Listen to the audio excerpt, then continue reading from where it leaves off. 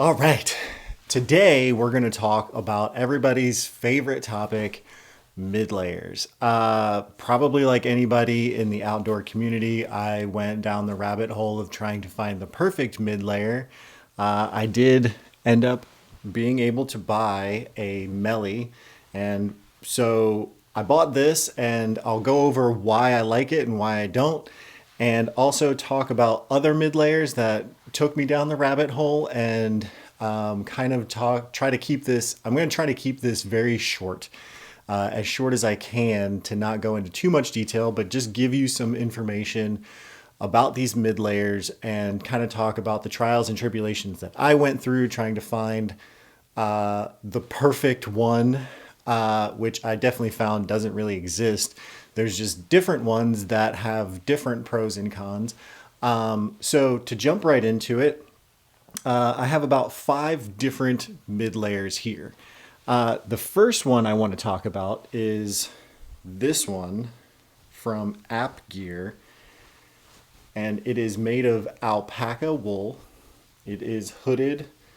It's very simple. There's no pockets on the front, but it's made of wool, and I've never really owned a wool sweater or anything. I've never really liked wool.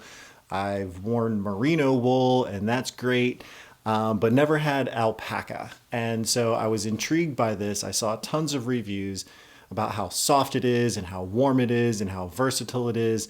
So I bought one. And when it came, I was so excited, and I put it on, and it was super itchy, and I was so bummed. I almost returned it, and because it is expensive, it's about $153 from their site. But I was just super excited, and it's made in North Carolina. It's handmade. They create their own fabric. But yeah, so when it came, it was super itchy, and I was bummed, and I almost returned it.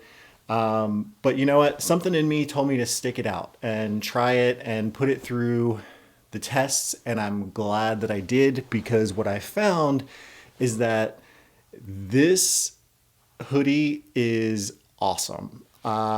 Granted, it is still itchy for me. It is itchy. Like, I can't wear this with nothing under it. Like, I have to wear like some kind of undershirt because it's just super itchy, especially like on my neck and my chest. That might just be me. Maybe I have sensitive skin.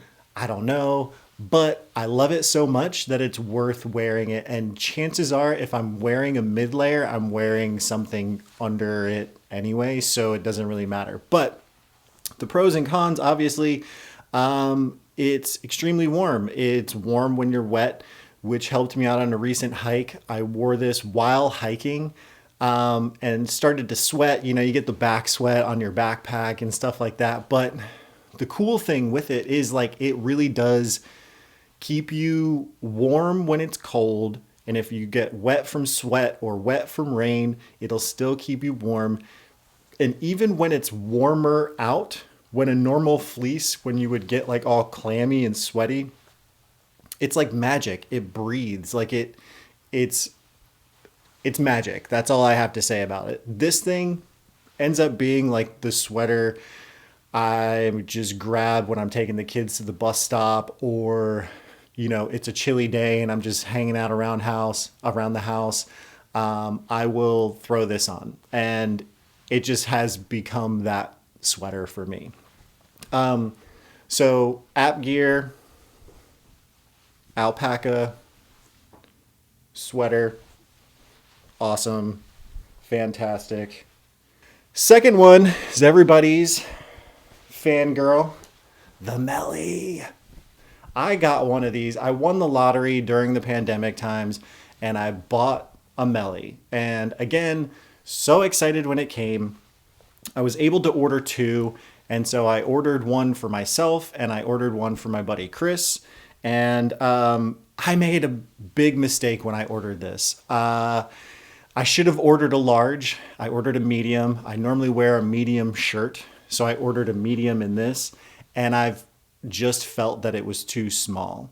This was, one of the first mid layers that I ended up getting, And I was just super bummed that it's just kind of small and tight feeling in a medium. I feel like if it was a large size, that would be a completely different story. But yeah, I really love it. It's super soft. It's super comfortable. Unlike the Alpaca that's itchy, I could wear this like almost as like a base layer with a hood because it's so kind of like form fitting to me. But that's just my body style, my height and weight and that kind of thing. But I do love it. It's super soft. It's super fleecy, super comfortable. But yeah, it's just not the one that I really kind of like gravitate to or grab right off the bat. But it is lightweight, and it is super comfortable, and it is super warm, and all the things that they say about it are true. Mellies are awesome if you can get a hold of one, but there are other options out there that you can actually buy, and I'll talk about that one next. But yeah, the Melly's great. It's a super, super awesome. I mean, what can you say? It's a Melly, it's a Melly, it's a Melly. It's fantastic. The next one, some people call this a Melly knockoff. I don't think it's a Melly knockoff. I just think it's its own thing. And this is another micro grid fleece made by Lightheart Gear. It's a little bit more expensive than the Melly. The Melly, I think, is about $75. This is $95 or $99, something like that. The micro grid fleece material is a little bit thicker. So it's a little bit heavier. I think the Melly is about 10 ounces. This is about 13 ounces. And in comparison, I think the Alpaca is like 12.3 or something like that ounces in weight. So, you know, going from lightest to heaviest, it would go the Melly's 10, then the Alpaca is about 12.3, and then this is like 13. But this is great and it has some cool features. It has the thumb holes. The thumb holes end up making this a little bit long. This is definitely like a baggier fit. But I kind of like that. You know, it's like that sweater that you wear when it's like cold and dreary out and you put it on and you kind of bundle up into it. You know, it's like wearing a blanket almost. It's really comfortable, super soft, super warm. Between this and the Alpaca, those are kind of my two go-tos. You know, if I'm going and, you know, it's just kind of whatever I want to wear. You know, the thumb holes, these are kind of oversized. So they end up being kind of like little fingerless gloves almost. So that's kind of a plus, you know, the added weight you can save by not having to bring like an extra pair of gloves. You have these, and then if it's really cold, you can have something heavier, you know, that kind of thing. The Kangaroo Pocket is huge in the front. You know, it does have like a giant pocket in the front there. So, you know, it's just a really great, well-made, well thought out piece of gear. I'm going to have this one for years and years and years. It's almost like what I wish the Melly was in terms of size. I wish I would have gotten a bigger one. But ever since I did that, I've been buying all my mid layers a size up so that I can layer properly. And that was probably the biggest mistake that I originally made with the Melly, was thinking I'm going to buy my size. Don't do that. Buy the size up so that you can properly layer and be comfortable with it.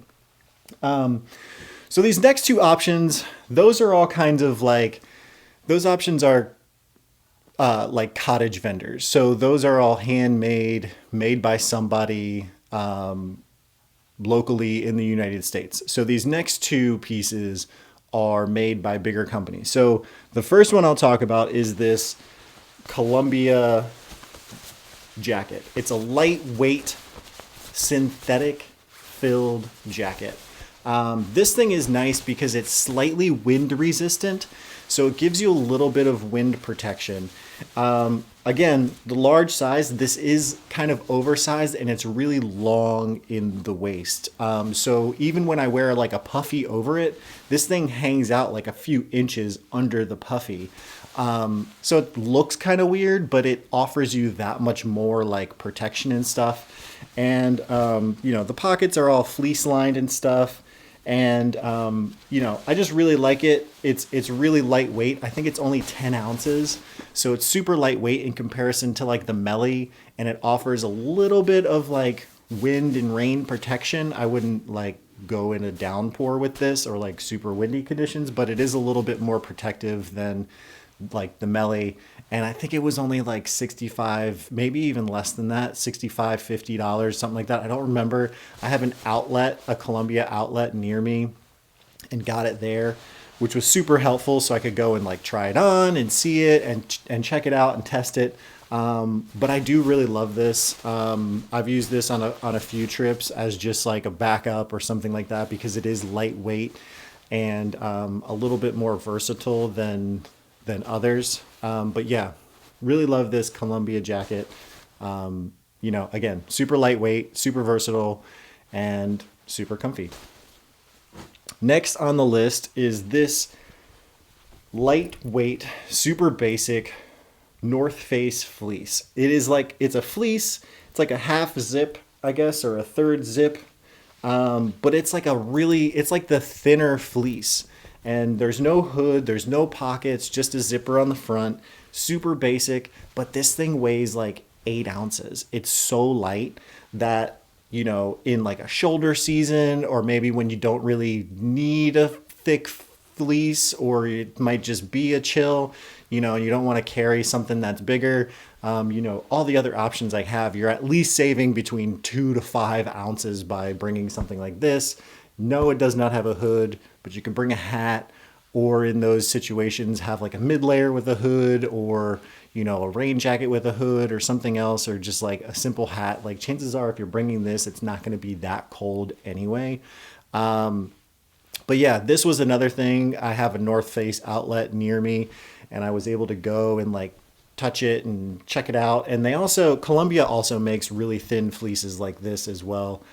If you have an outlet near you, I've seen them there like all the time, and they're cheap, like $20-$30. And it is super soft. I mean, it's fleece.